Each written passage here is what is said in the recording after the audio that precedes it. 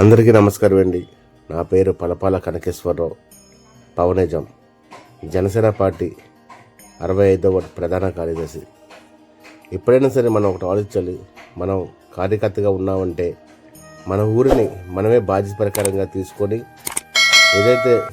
ఎక్కడైతే ఎవరికైతే అన్యాయం జరిగినా, ఎక్కడైనా మన ఊరికి ఎక్కడ రోడ్లు డ్యామేజ్ అయినా మనమే ఒక బాధ్యతగా తీసుకొని నలుగురు మన స్నేహితులతో కలిసి నలుగురు డబ్బులు వేసుకొని మన ఊరిని మనమే కాపాడుకోవాలి.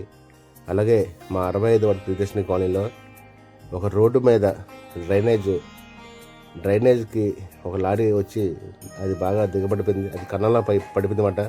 రోజు కూడా పిల్లలందరూ కూడా స్కూల్కి వెళ్ళినప్పుడు, అలాగే నైట్ టైము స్వామి మాల్లో వేసిన బత్తులు కానీ, భవానీ మాల బత్తులు కానీ మన చాలా ఇబ్బందులు పడేవారు. కానీ ఈరోజు మేము దాన్ని చూసి నా స్నేహితులతో కలిపి ఈ 65వ వార్డు ప్రియదర్శిని కాలనీలో ఏదైతే ఆ డ్రైనేజ్ ఉందో దాన్ని మొత్తం కూడా ఫిలప్ చేసామంట.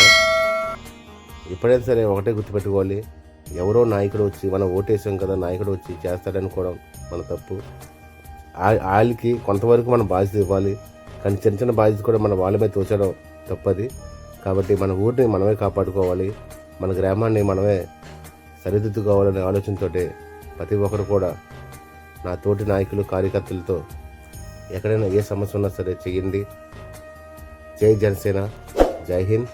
ఈ వీడియో పూర్తి నాతో పాటు నాకు సహకారం అందించిన నా స్నేహితులకి, నా సీనియర్లకు కూడా నా హృదయపూర్వక ధన్యవాదాలు తెలియజేసుకుంటున్నాను.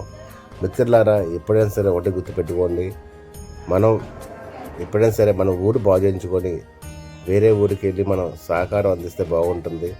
ఎప్పుడైనా ఒక కార్యకర్తగా మనం ఎదగాలన్నా, నాయకుడిగా రేపు మనకంటూ ఒక రోజు రావాలన్నా సరే ప్రజల్లోనే నిరంతరం ఉండాలి. మనం ఒకటే,